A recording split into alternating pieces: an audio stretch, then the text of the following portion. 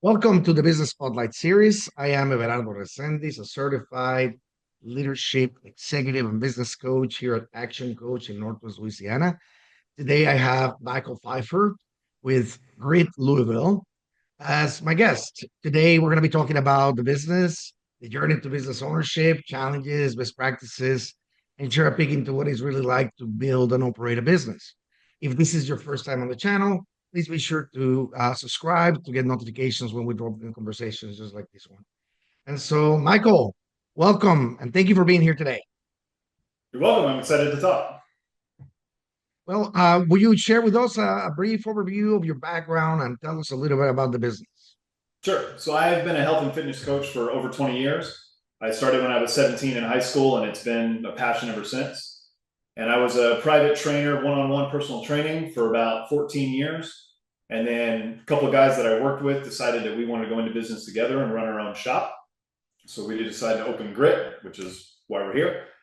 And having so many years in the business, we saw things we liked, we saw things we didn't like, some things we would complain about, and we decided, we're going to try it our own way. We've got some ideas of how we want to do things, and we're going to build a model and try and do it ourselves.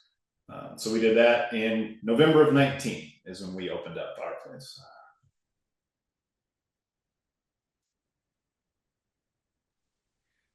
So this is just before COVID when you Correct. Yes, started. it was a pretty interesting time. Wow. Well, tell me a little bit about the name Grit. How did you come up with that? Why? So you may be familiar with it. There's a book by Angela Duckworth called Grit, Yes. which is about building resiliency in yourself and in a business setting and with a group. And one of my partners, Patrick, had read that book recently, and we were trying to come up with the name and trying to think of something, and we didn't want it to be branded to us. We wanted to build a business that wasn't so personal to us that we could scale or have a place for people to come. And we just loved it. And grit can signify so many things. It can be toughness, it can be resiliency, it can be determination, consistency, right? And it just kind of exemplified everything we wanted our members to have when they came into our facility. And if you've ever read the book, I mean, there's just great material in there. All right. Just Actually, that's one of the questions that I normally ask during these interviews. So there you go. We're gonna go and look for that book and make sure we put it up there. So set the stage for the viewers and the listeners. What does the current ownership look like? I mean, I know you mentioned you have some other guys working with you. Are they still in? Are you do you have other partners? What's the idea there? Yeah. So a short background for us, if it matters.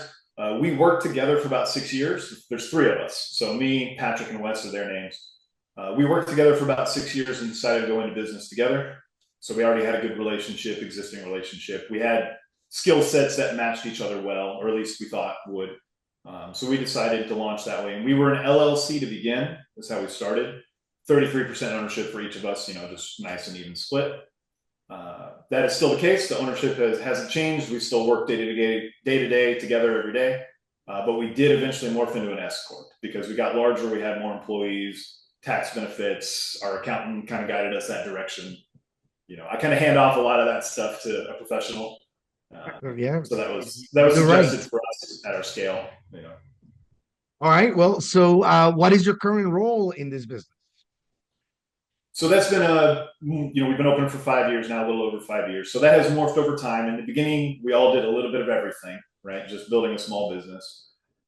We all still coach currently, not the same amount that we used to, but we also coach sessions as we go.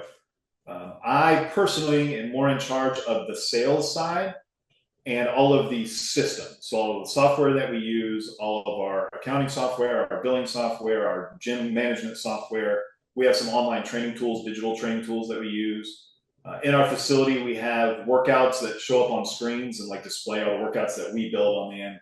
So I'm the IT guy, you could say, and I've researched that, built all that, moderate that, make sure it all works. I also do all the finances just because I'm a numbers guy. That just was easier for me to take on in the beginning because it just made sense to me. But then now I'm handling the sales side. So creating the funnels, which is all new to me. This is all in the last 6 months that I've started doing this. And then really concentrating for us that first appointment when they come in, kind of what the process is like, how we guide them to all of our services and stuff. Oh, all right. And so, when you have a business, you start with some generalization. That's what you were talking about. everybody doing a little bit of everything just to kind of make sure that everything happens. Yeah. And then people start falling into their buckets where they can provide perhaps the most value for the organization. Um, and so when you look at your role right now, um, you mentioned it's sales, it's finances, it's systems, right? Procedures. Yep. Um, It's a lot. how how do decisions get made? Let's say that you need to buy new equipment or go into a new program. Um, do you all have to have a consensus? What's the rule there? Yeah, we do. We'll say two-thirds majority, right? There's three of us. If it's something that requires a lot of capital, fortunately, our business doesn't have anything with huge capital expenditures. We do make those decisions together. On the smaller scale, if it's stuff like if I just need a couple things for the gym, if we're this is gonna sound silly, but if I need to go get like body wash to stop the showers or do something like that, obviously I Hey, don't it need to run happens. those decisions. But um, we each have our buckets. So Patrick, one of my partners, he's on the training side, so he designs all the programming and he decides what equipment we need and what we need to order to implement. So I basically just trust him to organize all that. But if it's a financial decision, it does ultimately come through me because I'm the one that handles the money. But I trust him to do the research and make sure and explain to me how that's going to help us, how he wants to implement that in the training. Wes, my other partner, does the more the marketing spend and stuff on that. So he has a budget that he has to work with, but if we need to spend outside of that, we'll talk about that together. Uh, we have very open communication anyway. We meet every week, the three of us together. We chat all the time. We use Telegram as like an inter-office chat, so we use that all the time. We try to be very upfront about everything we're doing, very open about everything we're doing with each other, so there's no confusion. Right. Well, the key there is to continue with the open communication, right? Yeah. Having those channels that allow you guys to share with each other whatever's happening. And so, as we see this role, um, who does then the strategy, the planning, the goal setting for you guys? It's a mix. I am definitely the, let's say, the largest driver of those things. Um, they have kids, they have families, they're more local ingrained. I'm married, but we don't have kids, and I am like, I wake up and I think about it. I go to bed and I think about it. And that's just, I don't have anything else in my life that really pulls me that much aside from the business. And I kind of like it that way. Yeah. So I am the strongest pusher towards certain things, certainly. But we all have different ideas and different things that we want to go to. And we just had our year-end meeting in December to kind of decide where we want to go. And we all came to those conclusions together. I had some ideas about things I wanted to do, and they had some ideas about things they wanted to do. But we sit and talk about all that through and kind of come to that together. So to answer your question more directly, it's mostly consensus, but I am a stronger driver typically, just because I have Okay. more anxiety about all this stuff. All right. And so let's move on to what makes your business special. Who do you primarily serve? Like, if I were in the audience, how do I know if I was a good fit for Great Louisville? Okay, so we are a training gym, right? We are a physical gym where people work out. That means a lot of different things to a lot of different people. So we are not a Planet Fitness where you just pay a fee and you come in and do your thing. So that is not who we serve. We are, everything is instructor led. Everything you do is coached. So we have private one-on-one training, and then we have semi-private, which is one coach to 4 people that we do in small groups. That's it. That's what we concentrate on. So we are a higher ticket place. We are not cheap, right? We are fairly expensive to come in, but you are going to have someone guiding you everything you do in our facility. So our target market, if you want to put it that way, would be people probably 35 to 65. I'd say that's like our biggest network. People who maybe have some gym experience but weren't comfortable in those big facilities. People that have worked out in the past but weren't very successful and need someone to help them, need someone to guide them, someone to help hold them a little more accountable or to teach them the stuff that we do. And then now, thankfully, there's this big push towards longevity and people trying to live longer and have a better quality of life on the back end of their life, which is where I've shifted a lot of my specialties towards. So you're people in their late 40s, early 50s that are like, man, I'm getting older. I'm not feeling as good. I'm not feeling as mobile as I used to. I'm seeing the stuff that I need to get stronger. I need to be able to function better. I need a little more mobility. So we really service those, and a lot of our stuff is built that way to get you stronger, to get you feeling better, as you come through our doors. I hope that answered your question well enough. I don't know that it did. It definitely does. And so, what makes your business or your organization unique? Why do they choose you as opposed to perhaps a personal trainer or a um, group session sorts? Sure. So we still do have personal training, right? So that is still a part of the business. So sometimes they choose us because they just vibe with a coach. That's just part of the industry. Like I have clients that really want to work with me, right? So they come in as direct referrals or something like that for me. But grit as a whole, like if you were to take all the personalities out of it, what we operate best on is making people really enjoy strength training. A lot of people are intimidated by it. They know how to use dumbbells and they know how to use cardio machines, but they have no idea how to use barbells. They're intimidated by lifting heavy things because they think they're going to get hurt. They know they need to get stronger, but they're not confident that they can do it safely, and they don't have the knowledge or the technical skill on how to do that. And we have a really good formulation to help people get confident in that, and they'll develop that inner strength and that understanding of the movements by the way that we coach them. And then we also make it fun. We have group settings. They're small, so you're dynamic and you can engage with the other people in the groups. And people get to know the neighbors. They kind of get to know the struggles they're going through together. The coaches build a lot of personal relationships. So the reason they come to us initially typically is because they know they need to strength train, but they don't know that much about it, or they're a little intimidated by it. And then the reason they stay with us is because they learn a lot. They really enjoy the facility. They enjoy the coaches. They enjoy the camaraderie of the people around them. We make the classes fun that we operate. We're very organized. I mentioned before this call that we have screens that display all the workouts, and we do all the programming ourselves. So when they come in, everything, they know exactly where they need to go. They know exactly what's coming up. We do certain patterns on certain days. So I think people really respect the fact that we take it so seriously and we have it built so well, from the technical side and the scientific side. And people really value that. It was a very long answer. So No, but that's a perfect answer. I mean, it really goes to the amount of thought that you guys are putting to building a process that is unique, and it helps people in a different way. Now, being somebody that goes to a regular gym, I find myself asking, okay, so I can identify with some of those things that you're talking about. Um, but you know, when we're talking about personal training or the sort of group training, it becomes a little limited on the amount of times that we can interact, right? It's a cost driven type situation. And yeah. so, do your members come and do regular workouts? They go to other So gyms. yeah, I can answer that a little more directly. That goes to how we formulated our business sort of on the back end. So the way that we have it structured is you have memberships that allow you so many visits per month to come see us. And the availability, you can come anytime. Like everything's booked online. You can do everything online. So it's very flexible for the person. So we have classes at all different times. And you don't have to pick a specific coach. So your membership allows you, we have a bunch of different tiers depending on how often you want to come.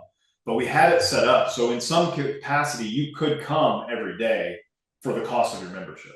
So typically when you go one-on-one training, you pay per session, and it might be, depending on your market, might be $80 a session, might be $90 a session.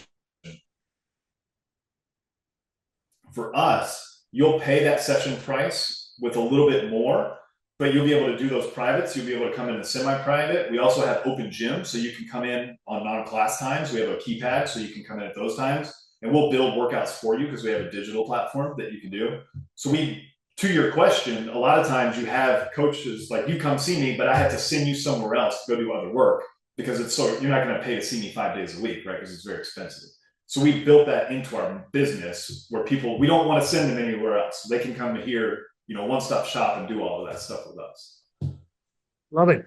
That is very cool. So, what is one thing that you wish more people knew about your business?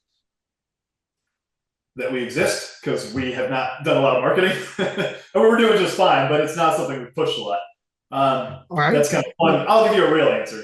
I wish that people knew all of the tools that they have or that we have that we offer. Even our members, as much as we try to send internal memos and things that we offer, like we have a bunch of different systems that they can take advantage of, but people just associate the workout and that's it. And we have a lot more that we offer people than that. So I think people would recognize the value a lot more if they knew all the things that came with their membership for us.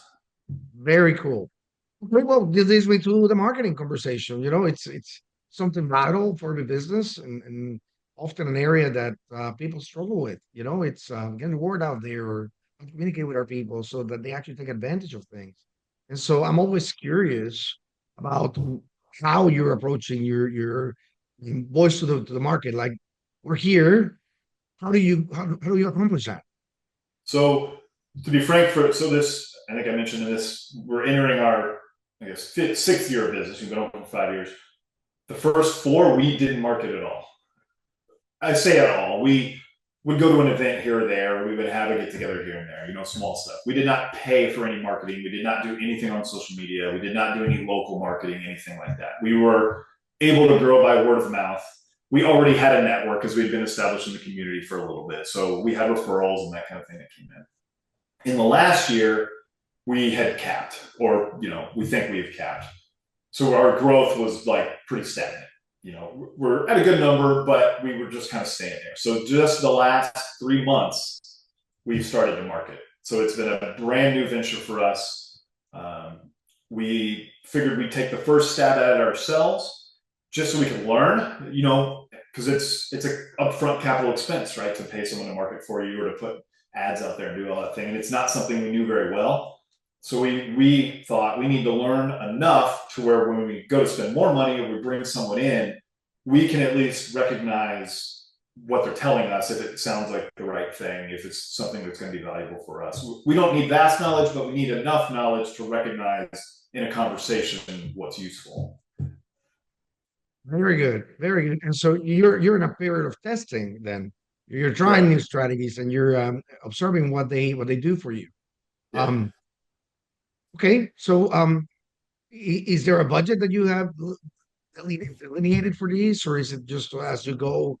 This is an opportunity. Let's put a billboard up or something like that. This is how Yeah. much it costs. It's some things have come to us. For example, I don't think any of this matters for me to talk about. We have a bunch of golf courses in Louisville. I think there's 6 or 7 golf courses that are in our area. It's a good demographic for us, right? They're in our price point. They're in our need point. They understand what we do well. So the magazine came to us that services. There's a local golf magazine that services all of these courses, and they asked us if we would like to put an ad in there. And we're like, yeah, that makes sense. We can help golfers with their swing. We can help with their scores. We can help with their pain. When they're going through stuff, it'd be a good fit. So we did that. So we allocated a little money towards that. Our monthly budget on digital marketing, which is completely foreign to us. Right now, time of recording, it's New Year's time, just came around Christmas. So we put a little more money into that just to get on people's radar, because we know people are searching for gyms. So we put $1,000 into that for 30 days, and we have a video ad that we're running for a New Year's special that we have. Other than that, we have $1,000 earmarked every month for marketing, but we haven't really tapped into it much just because we haven't done a lot of it. But we have that set aside in our P&L, in our budget, to be able to use for different All right, opportunities. that's good. I mean, and so it really is at this point pretty discretionary.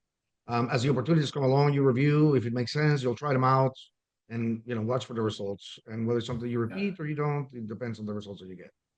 Correct? Yeah. And I don't know if you want to know some of the raw data that's happening, if that's something you want me to share or not, but It's up to you. well, so Facebook is a brand new thing for us. Yeah. We existed on Facebook from the beginning, but we haven't really advertised.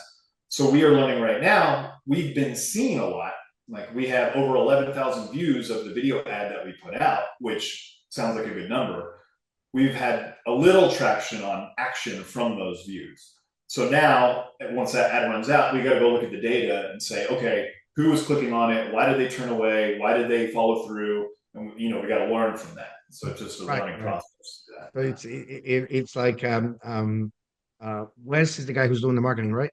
Yeah, yeah, So his area is up to the point where you get some people interested, and then that turns into you. You now are the sales guy. You now have to bring them in. correct. Yeah, and once they come in the system and we have a contact point, then it's up to me to kind of go from there. Outstanding. Okay, so what approach do you take to track your leads? Do you have a CRM? Is Yeah. it So right now, Constant Contact's what we're using because it's reasonably priced, and we are not advanced enough from our perspective to need something, like higher level or high level or whatever it's called. I know there's a couple out there. In our space, there's a very popular one in the gym space. The name escapes me at the moment. Um, but from a cost standpoint, we needed a lot to learn, so we didn't want to necessarily spend a ton of money on the front end to learn these things. Constant Contact was very reasonable. Um, Squarespace is how we built our website, so it has some stuff that we can utilize from that. And then our gym software itself has some data once they're internal, okay? because we have free offers and trials and stuff that we run. So once they're in that, we can use that for all of it. All right. Well, we certainly spend a bunch of time focusing on these things. Let me ask you at this point, this is a good time of the year for your business. This is when people are most, let's call it aware that, there's a change. This happened in their life. This is when New Year resolutions come through. All these. Um, Normally, what does it look like for you this first quarter of the year? So it's interesting for people that aren't in our business, right? We call them Globo gyms, like your Planet Fitness, your 24-hour fitness, those kind of places. So they get hammered in January, right? Tons of signups. And what typically happens, we get a little bit, we get some interest on the front end in January, but we're a little bit of a different service level. So a lot of times January is really, really heavy for those guys. People go to the gym, they don't get a lot of help, they don't see the results that they want, they get frustrated, or they don't actually end up going, which is kind of their whole business model. And actually, March, April is when our numbers go up because now people are seeking help. They're seeking professional guidance for their health instead of just going and doing it on their own in a facility. So the first quarter, we get a little movement. We've already, I think with the 10th, so we've already got, I think, 7 new members, which in our size is pretty significant for us. But March, April is when a lot of that will start to fill on the back end when people. Really, really come in. Okay. Yeah, yeah, that's That's our. awesome. Yeah. All right, so let's dive a little bit more into the journey. You've been in business for 5 years. You went through COVID, difficult time for a lot of people, and anything that required people to be present in person was harder to do. How do you overcome that? So I don't know if it was the same, in the entire country, but we were shut down for 3 months locally in Kentucky.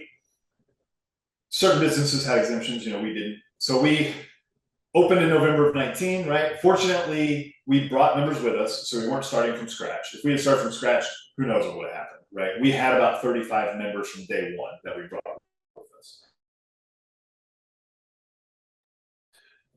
So November, January, February, March, everything gets shut down in March. So we had just kind of gotten the ball rolling, started to get a little momentum, and then we're shut down. So fortunately, we had a digital training platform.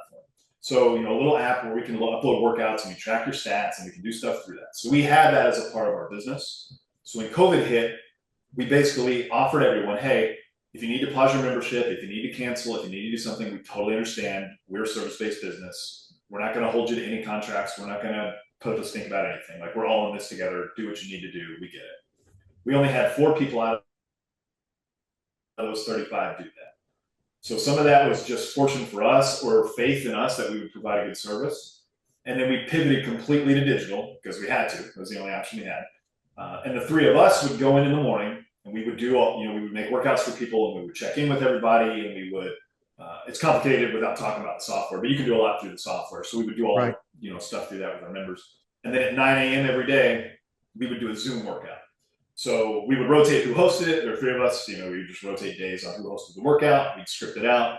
We'd do it live and, we might have 10 to 20 people that do it live and then we'd have it recorded for up to 4 days and then people could follow that. And then people that were close, we rented out our kettlebells, our dumbbells, mats, different. We didn't have a ton of equipment to rent out, but we did rent out stuff to people if they didn't have enough equipment at home.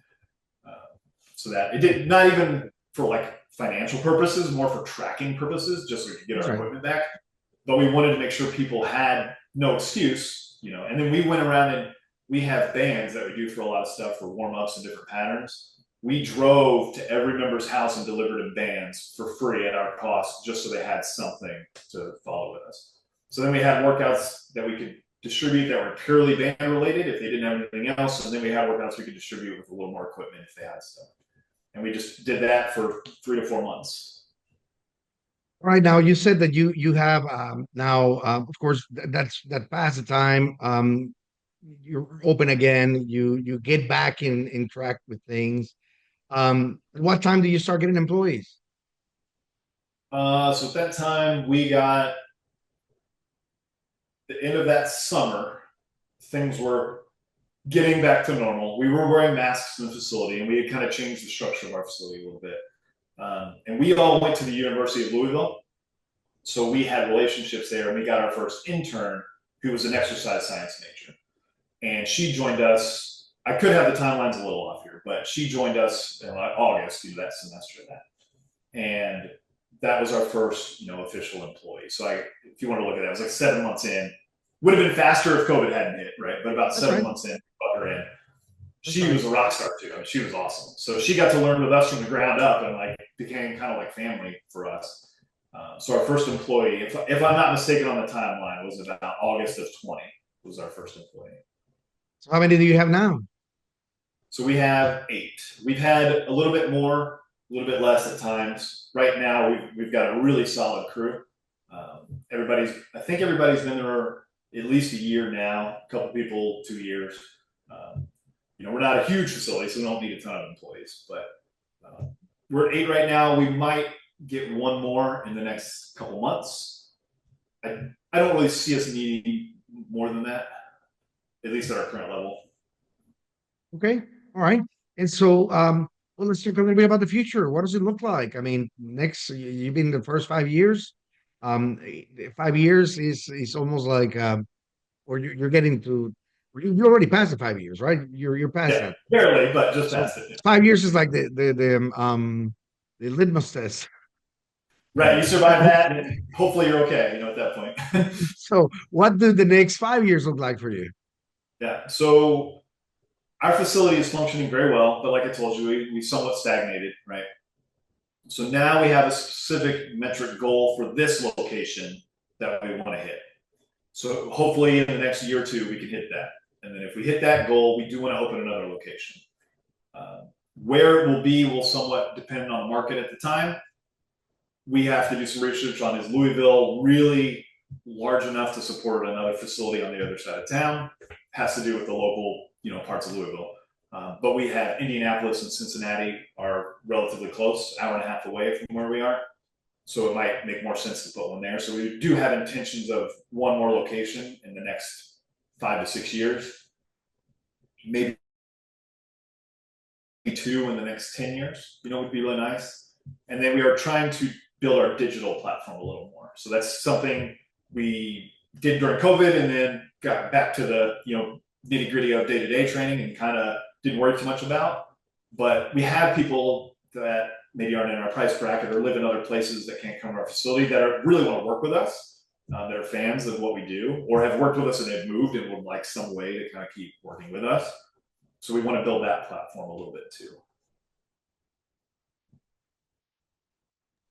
Almost taking like the experience you had with COVID and taking it a lot farther. Yeah, and there are a lot of online training platforms out there already, and businesses out there that do that. So we're a little late to the party. We have the bare bones to it. So we're not going to try and compete with them. We're going to try to compete more on the service side, with what Right. we do. Right. Love it. Okay. And so when we're talking about future, it's always important to talk about the team and how as you grow, the specialization becomes even more important. And so, um, how what's your approach to developing your next leaders, the people who will replace you? Yeah.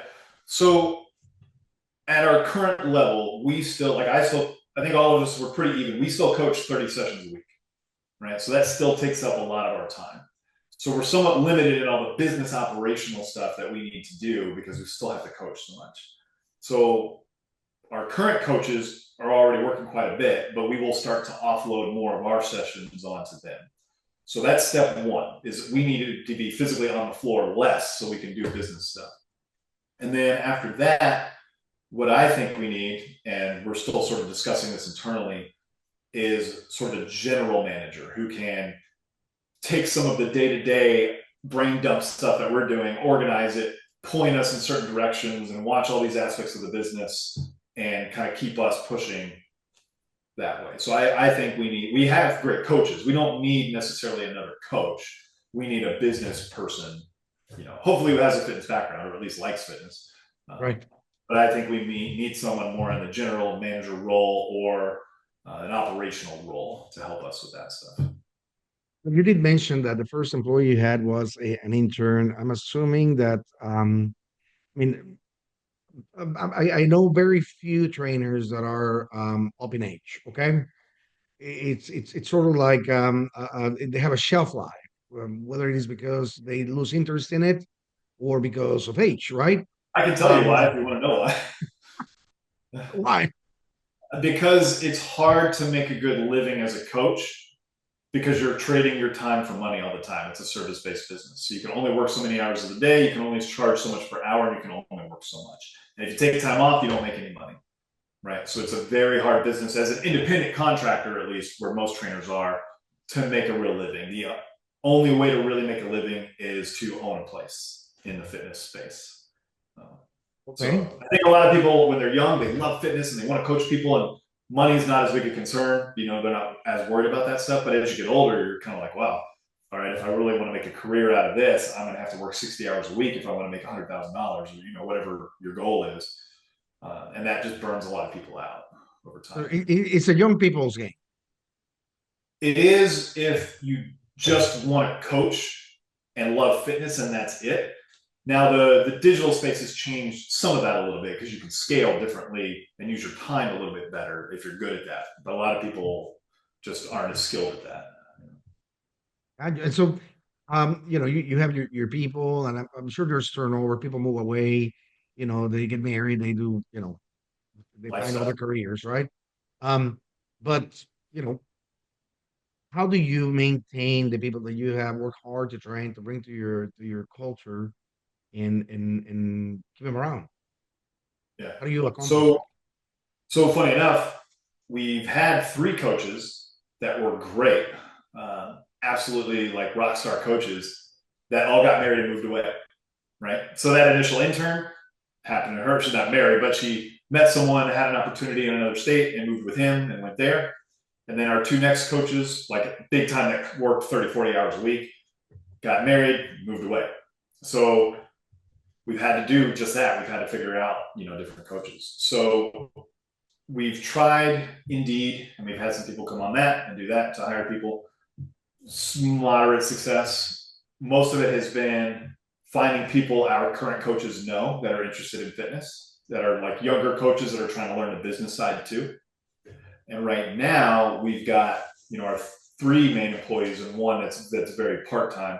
Um, all are pursuing a career in the industry, not just a side gig. So to come back to your question, a lot of people train as a side gig. They might have a full Mhm. time job and train a little bit on the side, or they have a couple different part time jobs that they do, and training is one of them.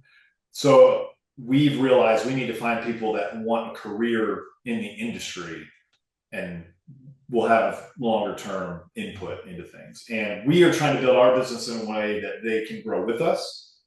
That's still a work in progress. We're still growing. We still got to figure that. We'd love to be able to take someone out of college, build them up, teach them how to be a part of the business and coach and make good money doing it.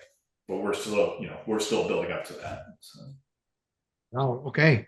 Well, the future certainly looks bright for this industry. The generation that is coming, my generation is coming through at your target, and we're looking. We're looking to get healthier and better.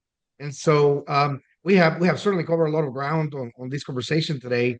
For those who are watching, I highly encourage you to save these and come back a few times for an additional watch. There's a lot of great nuggets here. So as we begin to wrap up, Michael, I have a few rapid fire questions. Quick couple of answers for I'll each. try to be brief because I've been long winded. So No, no, you're fine. This has been great. Um, what is the key to success for you? Grit, going back to that, just work ethic, having the ability to focus on something and just kind of grind through it and remove distractions and just work hard and have passion and direction to what you're doing. Put your head down and do the ordinary stuff that will get you where you want to go. Yep. I love it. So, what is your one piece of advice for other business owners?